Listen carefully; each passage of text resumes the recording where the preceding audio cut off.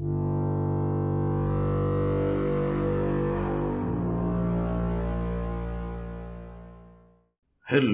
It's me, long time no see. और ये है एपिसोड 115 ऑफ द जिनका सीरीज। एज यूजुअल मैं हूं आपका होस्ट सलमान उर्फ doctor Solanki, and I hope you have a pleasant weekend. इस एपिसोड में बैकग्राउंड में उमूमन शोर की आवाज़ आएगी, क्योंकि पाकिस्तान या कराची शहर में नॉइज पोल्यूशन जैसी चीज़ एग्जिस्ट नहीं करती, तो उसको मैं कुछ भी कर लूँ तो मैं एडिट आउट नहीं कर पा रहा। तो इस वजह से मैं इस लोकेशन बैठा हूँ जहाँ पूरे घर में सबसे कम नॉइज आ रही है। तो with that said, no more dilly dallying, let's get down to business. और पहली स्टोरी जो हमारी आ रही है वो हमारे दोस्त अहमद की आ रही है। अहमद बता रहे हैं कि ये स्टोरी उस वक्त की है जब ये 8 साल के थे। इनका जो घर है वो ये कहते हैं कि हॉन्टेड है, और 2 वाक़ये उसके बताना ये चाहते हैं। पहला वाक़या ये कि जब ये 8 साल के थे तो इनके पेरेंट्स जो थे वो हॉस्पिटल गए हुए थे। घर में उस वक्त ये इनकी 3 बहनें और एक कज़न और दादी मौजूद थी। और दादी जो थी बेड पे लेटी हुई थी और बच्चा पार्टी सारी खेल रही थी, वहाँ बैठी हुई गप्पे लगा रही थी, खेल रही थी एंड व्हाटएवर। दादी जहाँ लेटी हुई थी उसके सामने, मतलब दरवाजे के बिल्कुल सामने, तो वो सीढ़ियाँ और एक कमरे का एक्सेस नज़र आता है।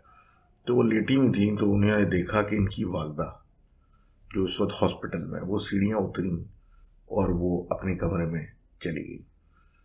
ये देख के वो मतलब शॉक में चली गई। ऑब्वियसली उन्होंने खुद उनको भेजा और सब कुछ, तो पहले बच्चों पे उन्होंने जल्दी से रुकिया किया सब पे, और उसके बाद फिर बच्चों को टोले में बोला कि जाके ज़रा देख के आओ इस कमरे में अभी भी कोई है या नहीं है। ये बच्चे गए सारे, और जब वहाँ गए तो देखा कि उस कमरे का जो टैप था, मतलब नल का, वो खुला हुआ था उसमें और पानी बह रहा था। ये डर के वापस आ गए, क्योंकि ऑब्वियस सी बात है जब तक वो खोलेगा कोई नहीं तो वो कैसे खुलेगा, और अगर वो इनफैक्ट मतलब कैसे मुमकिन है। तो ये एक सिलसिला हुआ जिसके बाद ये सारे बच्चे डर गए। अब ये कहते हैं कि ये सिलसिला तो था और सब एक अनएक्सप्लेन्ड बात थी। अभी इसी तरीके से कुछ अरसे के बाद इनकी जो मासी थी वो फर्स्ट फ्लोर जिस पे ये हुआ उसकी सफाई कर रही थी, और उसके सामने इनकी वालदा आ गई। अब वो अपना काम कर रही थी और लेकिन उसको एहसास बाद में हुआ कि इनकी वालदा जो है वो तो स्कूल टीचर हैं और वो तो इस वक्त घर पे नहीं होंगी। तो उसने पलट के मतलब उनकी तरफ देखा दोबारा, पूछने के लिए कि आज खैरियत, आप आज घर पे हैं? तो वो उस वक्त तक गायब हो चुकी थी। उसके बाद वो भागती हुई नीचे उतरी और मतलब सिंपली हालात उसके ख़राब हुए और वो गिर गई। उसने जब ये स्टोरी बताई तो फिर ऑब्वियसली लोग समझ गए क्या है। अब ये कह रहे हैं कि उस फ्लोर को कुछ काफ़ी अरसे से किसी ने कोई यूज़ नहीं किया, कोई गया नहीं, लेकिन अब ये वहाँ रहते हैं शादी के बाद। और इनकी और इनकी वाइफ के साथ सिर्फ एक दफ़ा ऐसा इंसिडेंट हुआ कि बेड मूव हो गया, अदरवाइज कभी अल्हम्दुलिल्लाह ये कहते हैं कि कुछ ऐसा नहीं हुआ। तो thank you very much for sharing your experience. और यही कहेंगे कि घरों में होता है इस तरह की चीज़ें, और अच्छी बात यह है कि वो अपनी प्रेजेंस आपको दिखा रहे हैं, करते कुछ मतलब तंग नहीं कर रहे। तो this pretty normal when it comes to horror tales. तो ऑब्वियसली देखने वाले के लिए तो बड़ी हालत ख़राब हो जाती है, लेकिन वैसे इस प्रिटी नॉर्मल और अच्छी बात है कि इससे ज़्यादा वहाँ कुछ नहीं है। अब आगे बात करते हैं वहाब साहब की, जो लाहौर से लिखते हैं और ये बताते हैं कि ये बेसिकली 2012 से लेकर 22 तक ये एक ब्रांड में काम करते थे जहाँ इनकी नाइट की शिफ्ट होती थी, और 3 वाक़ये इनके साथ हुए हैं बेसिकली घर वापस जाते हुए। क्योंकि जब ये वापस जा रहे थे तो कोई 3 बजे या इस तरह का टाइम हुआ करता था, इट वॉज वेरी लेट। तो ये बाइक पे जा रहे होते थे और मियानी साहब कब्रिस्तान के बीच में से एक रोड कॉलोनी की जाती है, और उस रोड से इनका रास्ता बनता था जिस पे ये जाते थे। तो 3 दफ़ा इनके साथ वहाँ कुछ ना कुछ वाकया पेश आया। पहला ये था कि जब ये शुरू में वहाँ से गुजरने लगे थे, 2012 वगैरह की बात है, जब ये बकौल के इनके 21 साल के थे उस वक्त। खैर, तो जब ये बाइक पे वहाँ से गुजर रहे थे और रात के 3 बजे का टाइम था, बकौल इनके कुछ भी नहीं था, हुक्का आलम था। तो इनको एक औरत की चीखने की आवाज़ आई। अब जैसे वहाँ से गुजरने लगे तो इनको एहसास हुआ कि चीखने वाली औरत जो है वो नज़र नहीं आ रही और एतराफ़ में से आवाज़ आ रही है। तो ये खामोशी से वहाँ से निकल गए। उसके कुछ अरसे के बाद ये इसी तरीके से वापस जा रहे थे अपने रूट से, तो इन्होंने देखा कि एक आदमी है जो नज़र आ रहा है इनको दूर से, और वो उसी एरिया में खड़ा हुआ है और लंबा कद है उसका। अब ये कह रहे हैं जैसे जैसे मैं उसके करीब पहुंच रहा हूँ तो वो छोटा होता जा रहा है। तो मतलब कहने का मकसद ये है कि आपके विजन में एक इतनी बड़ी चीज़ है, तो जैसे जैसे करीब आती जा रही है, तो या तो बढ़ेगी या छोटी होगी, डिपेंडिंग ऑन कि आप आ रहे हैं जा रहे हैं व्हाटएवर। तो वो कांस्टेंट थी क्योंकि वो इनके हिसाब से एडजस्ट होती जा रही थी। अब ये देखते ही इनको अंदाज़ा हो गया था कि ये कोई अजीब सी बात है, और जैसे जैसे करीब जा रहे हैं वो आदमी छोटा होता जा रहा है, और ये समझ गया वो रोड के बीच में आ रहा है और सब कुछ कर रहा है। तो ये कहते हैं कि मैंने अपनी नज़रें सीधी रखी, दिल में आयतें पढ़ता रहा और बाइक की स्पीड बढ़ा दी, और उसको इग्नोर करते हुए ये सीधा निकल गए वहाँ से। लेकिन बकौल इनके कि 3 दफ़ा वो रोड पे आया और गया इनके अटेंशन को लेने के लिए, लेकिन इन्होंने पलट के नहीं देखा, कुछ नहीं किया, ये अपना निकल गए। के बाद ये लास्ट ईयर की बात करते हैं कि लास्ट ईयर ये जब वहाँ से गुजर रहे थे, 3:30 बजे का टाइम था, तो इनको 4 औरतें नजर आईं, जो एक पश्तून बुर्का होता है वो भी, उसका भी कोई पुरानी नस्ल की कोई उन्होंने पहना हुआ था, और वो 4 औरतें सॉरी लाइन से खड़ी हुई थी। अब ये वहाँ से जब करीब आते गए तो उन्होंने देखा कि वो औरतें साथ साथ खड़ी हुई हैं। फिर ये देखा कि उन औरतों की जिसामत भी सबकी एक जैसी है। अब जैसे वो और करीब आए तो उन्होंने नोटिस किया कि उनके पैर जो हैं वो शायद पैर ज़मीन पे नहीं रखे हुए, थोड़े से ऊपर ही हैं। और जब करीब पहुँचे तो देखा कि वो 4 औरतें आपस में जुड़ी हुई हैं।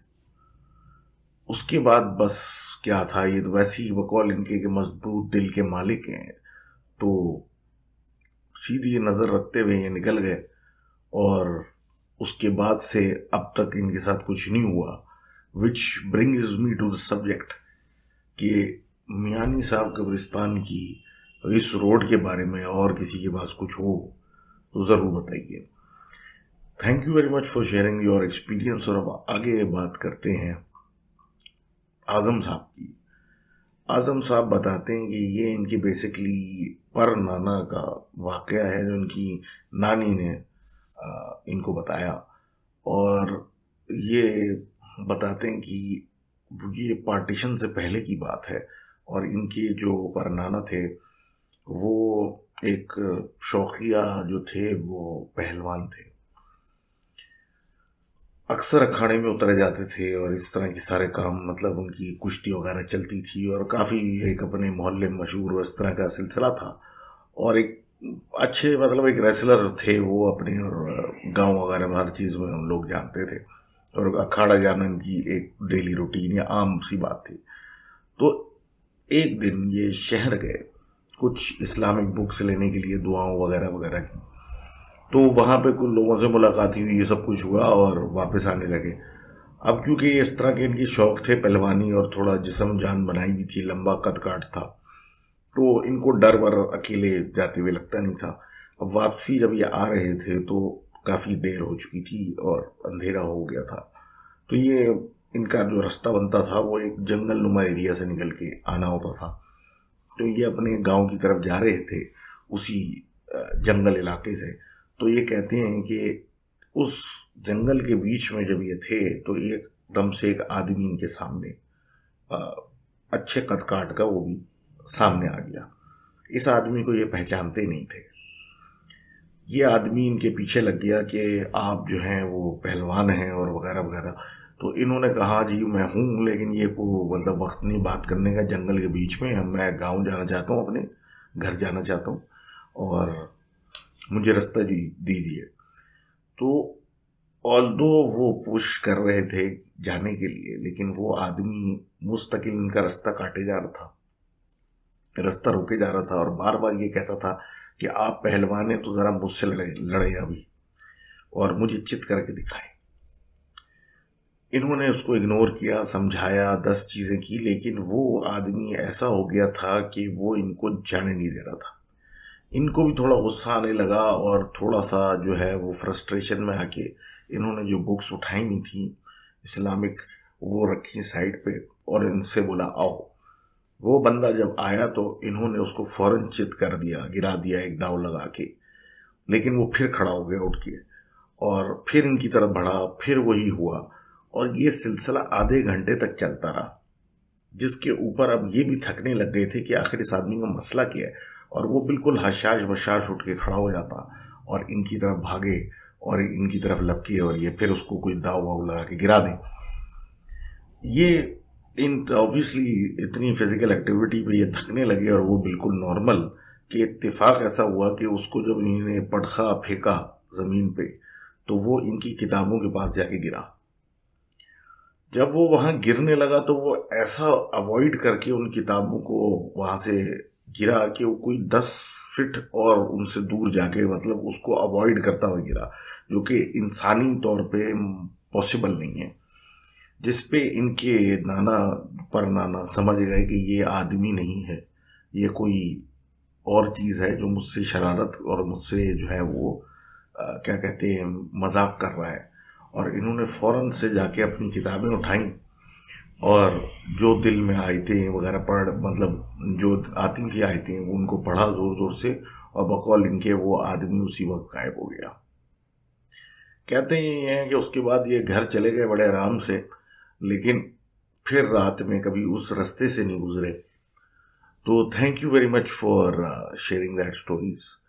और आगे बात करते हैं सारा साहिबा की, जो कहती हैं ये अर्ली 2000s की बात है जब इनके भाई की शादी हुई थी।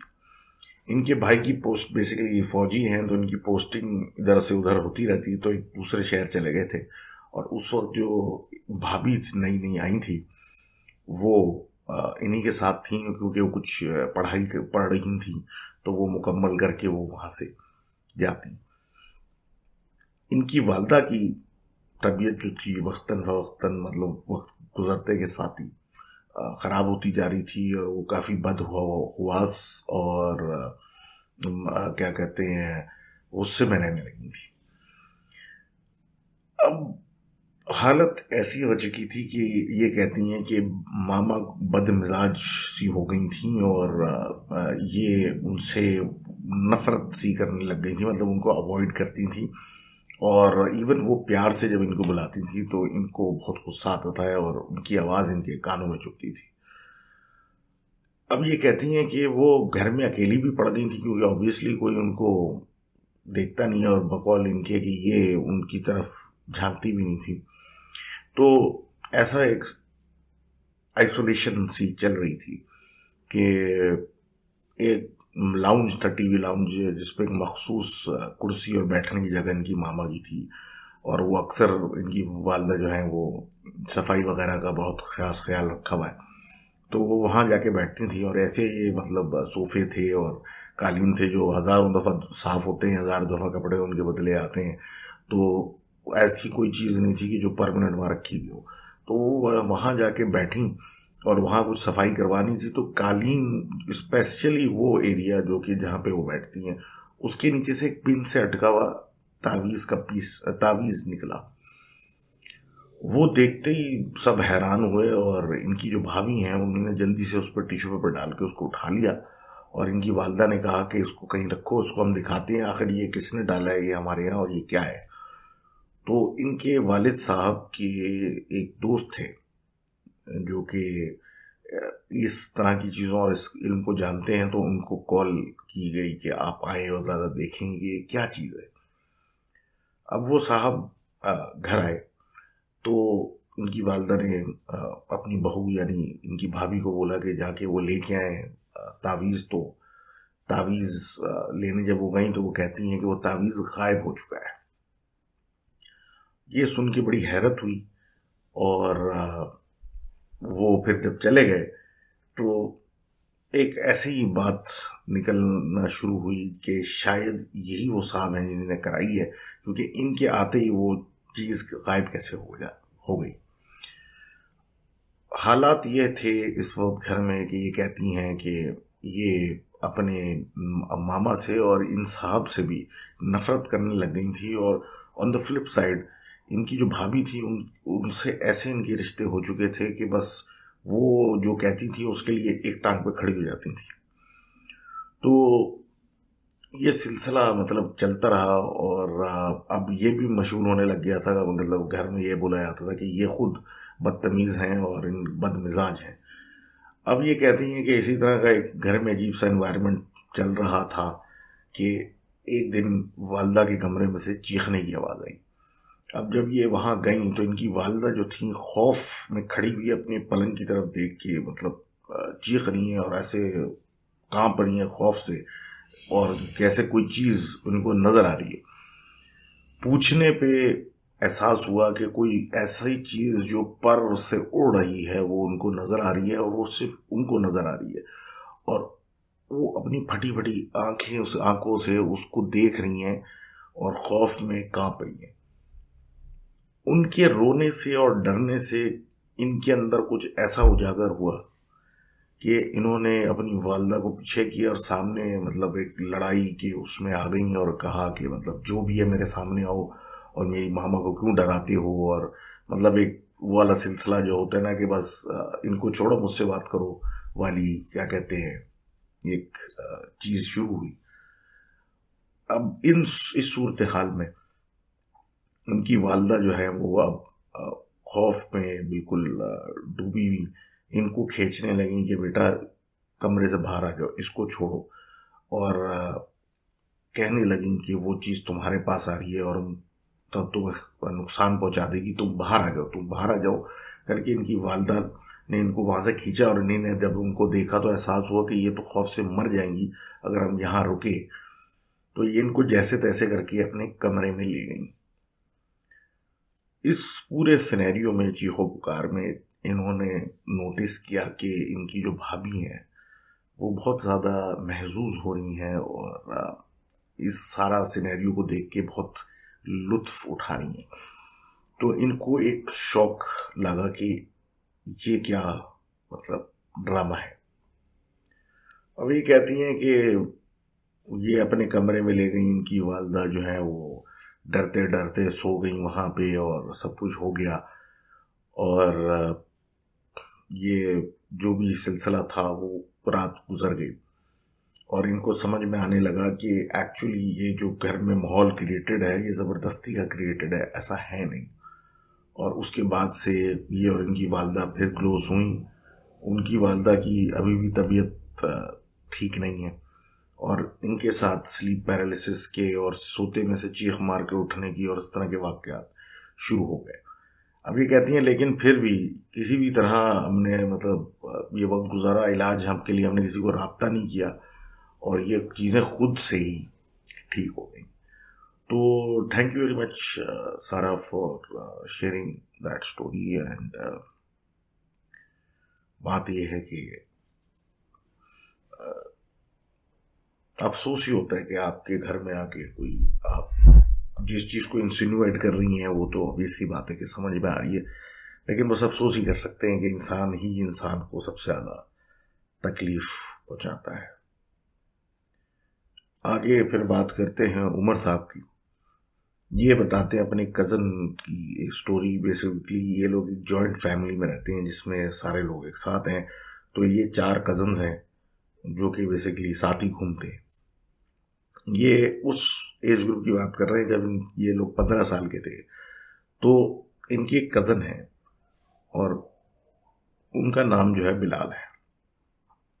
कहते हैं ये थोड़े से मुख्तलिफ हैं इन द सेंस कि बहुत डरपोक है, अकेले नहीं बैठ सकते और कहीं अकेले जाएंगे नहीं, और लिटरली एक रोना धोना शुरू हो जाता है रात के टाइम पे अगर कोई इस तरह का सिलसिला हो, और बिल्कुल ही एक बहुत ज़्यादा डरपोक आदमी। अब ये कहते हैं कि जी ऐसे सिचुएशन में इनका तो मजाक तो बनना था और हर बंदा इनको डराता रहता और मजाक बनाता रहता और सब कुछ होता रहता, इवन दो कि ये बात भी सामने आने लगी कि इसको आवाज़ें आती हैं अलग अलग चीज़ों की, और इस पर लोग तब भी उस पर ये कज़न वगैरह ध्यान नहीं देते और उसकी जो है जिसको कहा जाता है पटक पटक के बजाते रहते। एक दफ़ा फिर ये कहते हैं ऐसा सिलसिला हुआ कि वो अपने कमरे में था और बेड पे, और ये सामने से गुजर रहे थे। इन्होंने उसको नोटिस तो किया, लेकिन ये ऐसे ही जब कमरे को क्रॉस करके गुजरे तो बाकायदा फिर एक गिरने की आवाज़ आई और फिर एक उसके रोने की एक आवाज़ आई। तो ये कमरे में जब उसके घुसे तो देखा कि वो ज़मीन पे अपने कमरे की जो है वो पड़ा हुआ है, और क्या कहते हैं उसको इन्होंने उठाया और वो बहुत तकलीफ में लग रहा था तो उसको लेके नीचे जल्दी से वो अपने घर में ले गया। वहाँ जाके जब बातचीत हुई कि क्या हुआ तो उसने बोला कि मुझे किसी ने बेड पे से धक्का देके नीचे गिराया है, जिस पे सब लोग शॉक में चले गए ऑब्वियसली। और जब इन्होंने बताया कि मैंने खुद इसको बैठे हुए देखा वगैरह वगैरह, तो फिर दम वगैरह किया गया उस पर और तावीज़ वगैरह पहनाए गए, तो कुछ मामलात उसके बेहतर होने लगे। अब कहते हैं कि हालात कुछ ऐसे थे कि जब कोई रिलेटिव रुकने आता, जैसे इनके चचा थे गालिबन, वो इनके कमरे में सोने गए, तो जब वो सोए तो उनको सोते में से किसी ने थप्पड़ मार के उठा दिया। अब जब उड़ गए तो वो उनको ऐसा लगा शायद कि मैं ख्वाब में मेरे साथ ऐसा हुआ है और ऐसा कुछ नहीं हुआ, तो वो फिर लेटे तो उनको फिर पड़ा, जिसपे वो भाग के नीचे जिक्र वगैरह करते हुए आए और हैरान हुए कि मतलब ये क्या है। जिसपे फिर इनकी दादी ने बताया कि एक दिन ऐसा हुआ कि वो स्टोर गई थी, तो स्टोर खोला तो बंद स्टोर में एक बिल्ली थी काली, जिसको देख के उनको बड़ा गुस्सा आया और उन्होंने पूछा कौन हो तुम, तो उसने जवाब दिया कि मैं एक जिन्नात में से हूँ और मैं उनके औलाद में से हूँ। जिसपे उस बच्चे को इनकी दादी ने बहुत डांटा। कहते हैं कि उस दिन के बाद से इनके घर में ये सिलसिले शुरू हो गए। अब कहते हैं कि ऑल्दो कुछ हद तक नॉर्मल रहता है, लेकिन जब भी किसी मौलवी वगैरह को घर में आता है तो ये ज़रूर कहा जाता है कि आपके घर पे असरात हैं। तो thank you very much for sharing that story. और अब फिर हम सारा साहिबा की बात करते हैं, और ये बताती हैं कि ये गालिबन 5 से 6 साल की थी और ये किसी रिश्तेदार को विज़िट करने सारी फैमिली नाज़िमाबाद गई थी। तो वहाँ वापसी में एक जगह है खामोश कॉलोनी, वहाँ पे इनके वालिद साहब ने गाड़ी रोक दी और सिगरेट लेने के लिए या किसी इस तरह के काम के लिए उतर गए। अब कहते हैं गाड़ी में ये एक आमदोरफ्त वाली जगह थी और गाड़ी में ये थी, छोटी थी, बोर होनी थी, तो इन्होंने गाड़ी की खिड़की से बाहर अपना सर निकाल के ऊपर देखना शुरू किया तो इनको एक पीपल का पेड़ नजर आया। वो काफ़ी कदीम और बड़ा बकौल इनके ह्यूज था, और उसमें से जो उनकी झाड़ियाँ सी लटक रही होती हैं वो भी काफ़ी तक घनी सी लटक रही थी, और ये उसको देखने लगी और उस पर काफ़ी रोशनी भी पड़ रही थी। तो अब गाड़ी में बोर होते होते ये उसको देखने लगी, और देखते देखते फिर एक ख्याल आया कि भाई ये जो दरख्त डरावना सा इनको नज़र आ रहा है, इन दरख्तों के अंदर तो मतलब चुड़ैलें रहती हैं और इस तरह का सिलसिला होता है। और इनके शायद फादर उस वक्त जो थे वो कोई इनको मिल गया था, वो उसके साथ बातों में लग गए थे। कहते हैं उसी को देखते देखते अब ये घूरने लगी उस दरख्त के अंदर कि क्या पता कोई नजर आए, कोई बैठा हुआ कुछ करता हुआ। तो कहती हैं मैं इनकी आंखों के सामने उस दरख्त में एक खौफनाक सी बुढ़िया की शक्ल बनी, जिसके बाल जो थे वो ऐसे फैले हुए थे जो कि अगर उस पॉइंट ऑफ व्यू से देखते तो नीचे आते, लेकिन ऐसे फैले हुए थे जालों की तरह, और अजीब सी उसकी खौफनाक शक्ल। और उसने इनको देख के कहा कि क्या देख रही हो, बड़े गुस्से में। जिस पे ये इनकी इतनी हालत ख़राब हो गई, ये अंदर गाड़ी में वो गिर गई वापस, और अलग मतलब अजीब तरीके से दहल के रह गई और सुन्न एक जगह पे हो पड़ी रही। अब ये कहती हैं कि ये सारा सिलसिला तो हो गया और किसी को इन्होंने बताया नहीं, क्योंकि अब बताती तो एक डांट पड़ती। लेकिन उस दिन के बाद से इन्होंने कभी किसी दरख्त में इस तरह घूर के नहीं देखा कि क्या पता किसी के घर में झांकने के चक्कर में कुछ का कुछ हो जाए। तो thank you very much for sharing that story. और आगे हम बात करते हैं अनोनिमस की, जो बताते हैं इनकी 2 स्टोरीज हैं, जिसमें से एक ये बताते हैं 2020-21 का वाकया है कि कराची में ख़ासकर लियारी एक्सप्रेसवे जो है उसके नज़दीक एक अपार्टमेंट बिल्डिंग थी। वहाँ पे इनके कुछ जानने वाले रहते थे और उन्होंने एक होंडा सिविक गाड़ी ली थी। जब वो नई गाड़ी लेके घर ला रहे थे तो सारे घर वाले इंतज़ार में थे कि नई गाड़ी आएगी, और वो जब लेके आए तो कॉल करके बुलाया और सारे लोग नीचे पार्किंग में आए, गाड़ी देखी, उस पर एक चक्कर काटा और बड़े खुश हुए। अब उस टाइम पे जिस टाइम पे ये लाए थे तो उस गाड़ी को मतलब पार्क फिर उन्होंने सेकंड बेसमेंट में जाके किया, जो उस बिल्डिंग का बना हुआ था, जहाँ पे का थोड़ी स्पेस थी और गाड़ियाँ कम थी। उधर जाके इन्होंने वो गाड़ी लगाई और सारे लोग बड़े मजे से अपने वापस फ्लैट चले गए। कहते हैं कि कुछ देर में यूनियन के लोगों ने इनको कॉल करके नीचे बुलाया। ये नीचे जब गए बेसमेंट 2 पे तो देखते हैं कि जी गाड़ी को आग लगी हुई है और लोग उसको बुझाने की कोशिश कर रहे हैं और ये भी लग गए। अब देखते ही देखते उस आग की वजह से आस पड़ोस की जो जमीन और जगह थी वो काली पड़ने लगी, और इसी सबको देखते हुए छत पे नजर पड़ी, जो कि वो धुआं जो निकल रहा था उसकी वजह से काली पड़ने लग रही थी। अब कहते हैं ये तो एक अजीब सी बात थी कि नई गाड़ी को आग कैसे लगी, लेकिन जब छत की तरफ नजर पड़ी तो उस पर बहुत ही बड़े साइज का इंसानी हाथ बना हुआ था। वो निशान ऐसा था कि किसी आम इंसान का हो नहीं सकता, और वो छत पे उसी गाड़ी के ऊपर बना हुआ था, जो कि अब उस काले धुएं से छुपता जा रहा था। अब ये कहते हैं कि वो तो गाड़ी गई और पेंट शेंट होके वो जगह वापस साफ हो गई, लेकिन वो तस्वीर इनके जहन से नहीं जाती। और एक सवाल यही रहता है कि ये जो जली थी, क्या उस जलाने वाले ने अपना ऊपर निशान छोड़ा था, क्योंकि वो छत भी बेसमेंट की इतनी ऊपर थी कि कोई आदमी ऐसे छलांग मार के तो हाथ नहीं लगा सकता।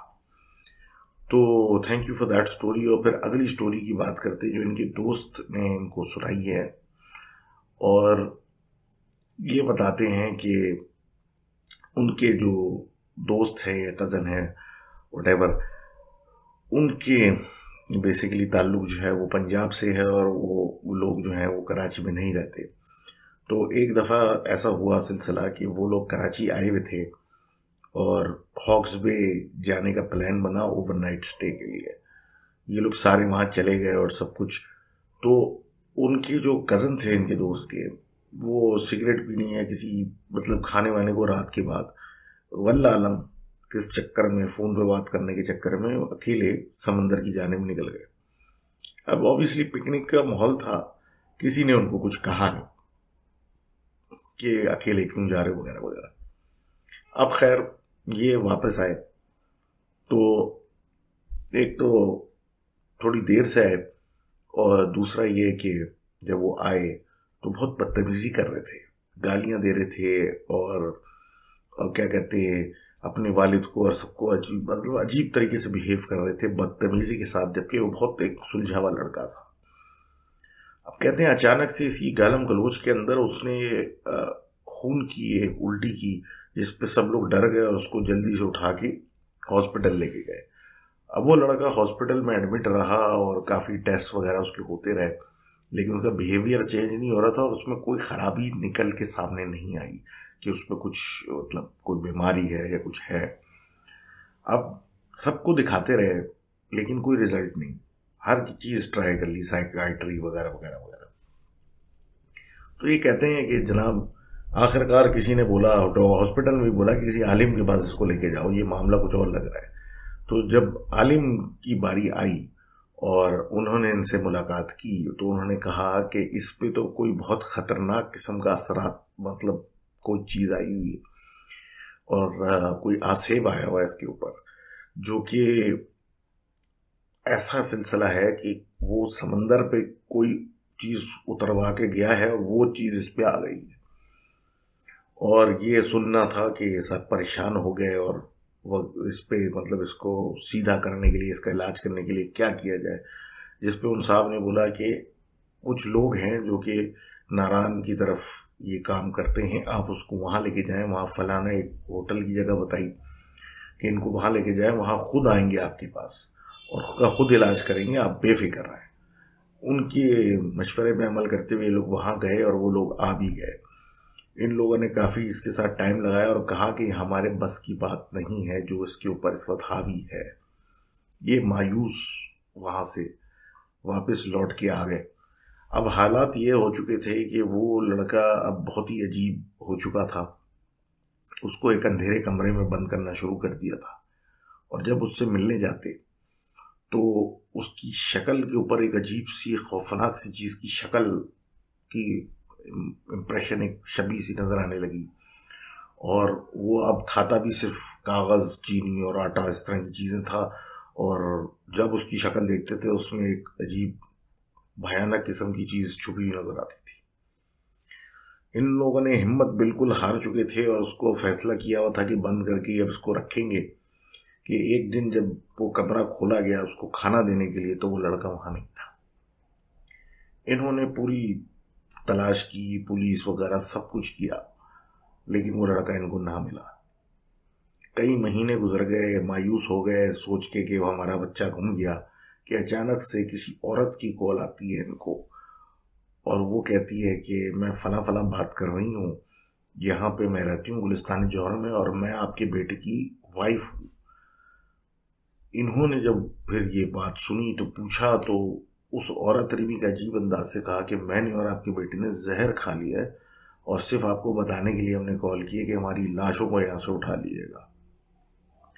ये लोग सारे भाग के वहाँ पहुँचे उस एड्रेस पे, जहाँ पे वहाँ पहुँचे और उस फ्लैट पे पहुँचे तो देखा कि वो लाशें बहुत बुरी हालत में हैं और उनको मरे हुए भी काफ़ी टाइम लग रहा हो चुका है।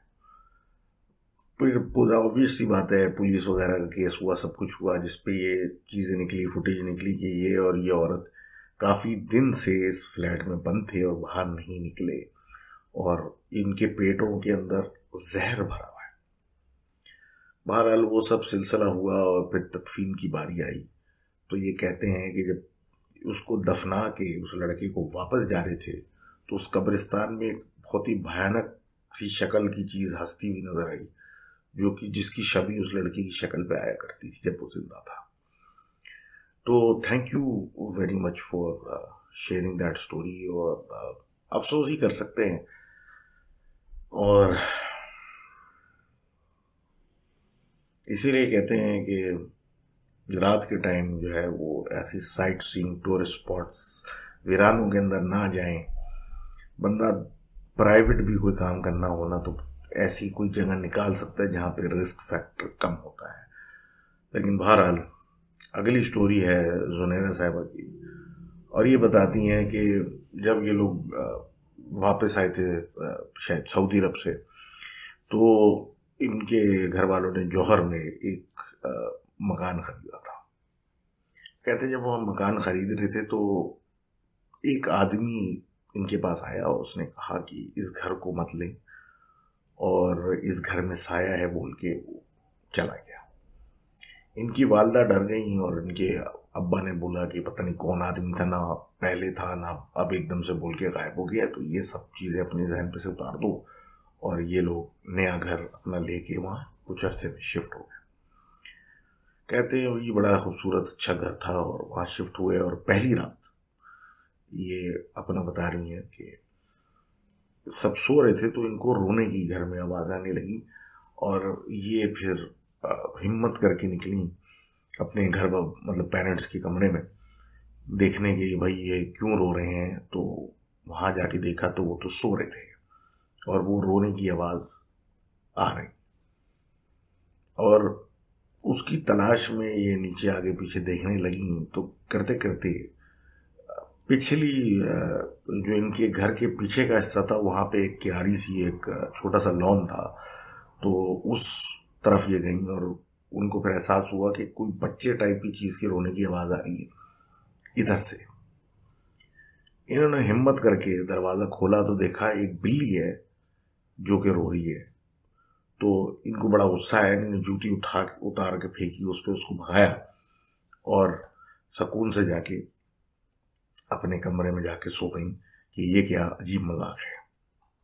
अब कहती हैं वक्त नेक्स्ट डे और सो ऑन हुआ, तो कभी कबूतर मरे हुए मिले, कौवे मरे हुए मिले उसी लॉन में, बैकयार्ड के अंदर।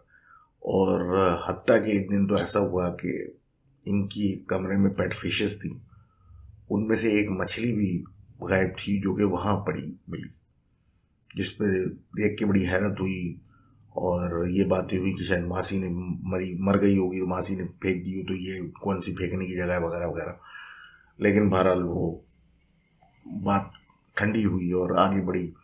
तो कहते हैं वक्त के साथ साथ अजीब व गरीब ये हरकतें, और अब खाना गायब होना शुरू हो गया था।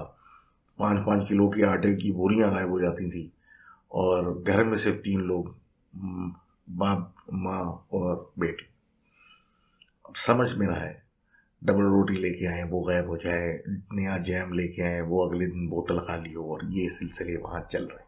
खाने की चीज़ फ्रिज में रखी हुई गायब हो जाती है। और एक सिलसिला शुरू हुआ कि इलेक्ट्रॉनिक्स जो लेके आते हैं, टीवी वगैरह वगैरह, वो भी जिस दिन लाए और चले, जिस बंद करके सोए सुबह उठे खराब। अजीब मामलात घर में शुरू हो गए थे, बेचैनी। हम कहते हैं इनकी खाला इनके घर रुकने आई नए घर में, तो अपनी 3 साल की बेटी को लेके आई। अब वो घर में आई, इनकी वालदा ने सूरह यासीन लगा दी थी, तो वो जब घर में एंटर हुई तो उसी माहौल में एंटर हुई, तो बच्ची ने एतराफ़ के एरियाज को देख के इशारे करने लगी और भाग भाग के छुपने लगी, जैसे कि कोई उसको डरा रहा है दूर से। ये देख के सब हैरान हुए और रियलाइज होना शुरू हुआ कि इस घर में कुछ ऑफ सीन है। अब ये कहते हैं कि जनाब वक्त गुजरता रहा, परेशानी इस तरह की छोटी मोटी और बढ़ती रही। अब किचन में यह हाल हो चुका था कि किचन में इनकी वालदा कुछ पका रही होती थी तो उनके पीछे से ऐसा लगता था कोई आ रहा है जा रहा है, जल्दी जल्दी पलट के देखो तो कोई नहीं। पहले तो वो कहती थी तो कोई मानता नहीं था, फिर इनके साथ ये हुआ, इनको एहसास हुआ कि ये वाकई जो कह रही है ऐसा हो रहा है। और इनके फादर जो सबसे ज़्यादा कहते थे ऐसा कुछ नहीं होता, हत्ता कि उनके साथ भी हो गया, लेकिन वो उसकी भी कुछ ना कुछ एक्सप्लेनेशन में लगे रहते थे कि कुछ होगा, कुछ और सिलसिला होगा। अब ये कहती हैं कि इनकी जो बैकयार्ड थी उसमें एक पीपल का दरख्त था जो कि कहा जाता था कि उस पे है साया, और इनके वालिद कहते थे ऐसा कुछ भी नहीं है और ऐसा कोई सीन नहीं है। इनकी दोबारा वो खाला रुकने आई एक रात। ये कहती हैं कि ये उनके साथ इन्हीं के कमरे में थी, तो इन्होंने देखा कि रात के एक पहर में वो उठी और इनके कमरे से बाहर निकली। ये उनके पीछे पीछे गई तो देखा कि उन्होंने पीछे की लॉन का दरवाज़ा खोला और बाहर निकल गई।